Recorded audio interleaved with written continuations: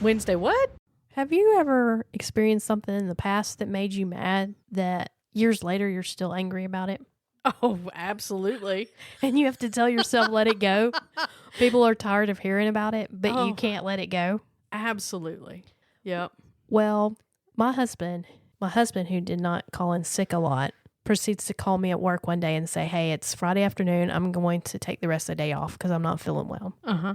And I knew at that point he must be really sick. Yes. And so I get home and he's running a pretty high fever. Oh, this is no. years ago. This is like at least 10 years ago. Wow. Uh-huh. And I say, okay, you're pretty sick. So decide if you're going to go upstairs or downstairs, because wherever you go, that's going to be your home. Right. Your new little nest. You are confined. Yes. That's your area. You're quarantined. Mm-hmm. So he picked downstairs. And so for the next few days, I had gloves on. He would hand me his tissues. I would use a tongue. Oh, wow. Yeah, you were... I was serious. You were busy. You were doing the business. Yes, because he was running like 102 fever. Woo. Yeah. And then Sunday comes around and I agreed to meet some friends. Mm-hmm. And I was like, I don't really want to meet them, to be honest. Yes. And I was like, quit being lazy, get up and go. So I go and meet them. They wanted to continue to hang out. And basically I was like, hey, I didn't want to tell them, hey, I've been hanging out the whole time and I feel like crap.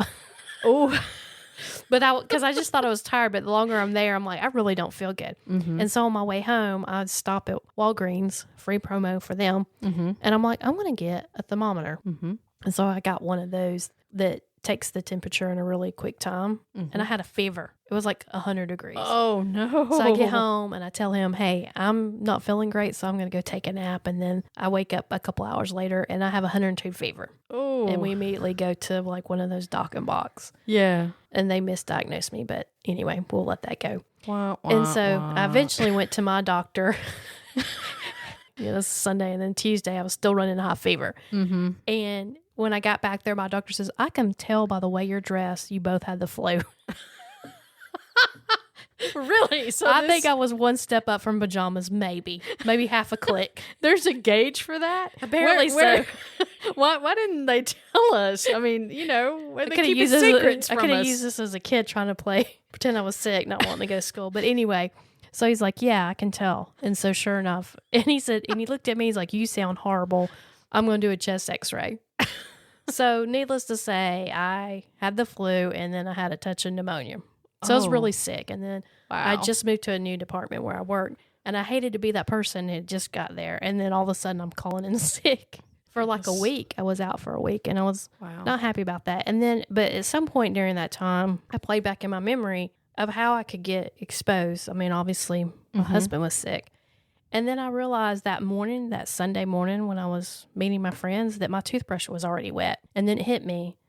My husband used my toothbrush. Oh, no. Yes, that's how Whoa. So to this day, I'm still angry that my husband. Wow. I mean, we have two different colors.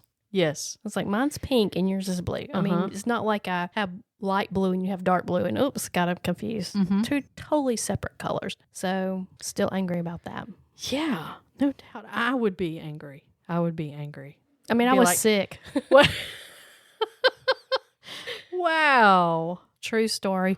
Oh, my goodness. Yeah, there's nothing worse than to have a household that is sick. Yes. Right? I mean, right. It's tough when you have one person, but goodness, when the whole house gets sick, been there, done that. I mean, it's tough because then then the weakest person, right, is having to be taken care of by the person who feels the strongest. It's like, exactly. Okay, I feel like poop, but I'm going to go make chicken soup. I'll be right back. It's and like. This was before DoorDash and everything. And like my family was just throwing food on the porch. Right. And Brian's mom offered to come stay with us. Yeah. And he's like, no, because you'll get sick too. And I'm like, yes, tell her to come.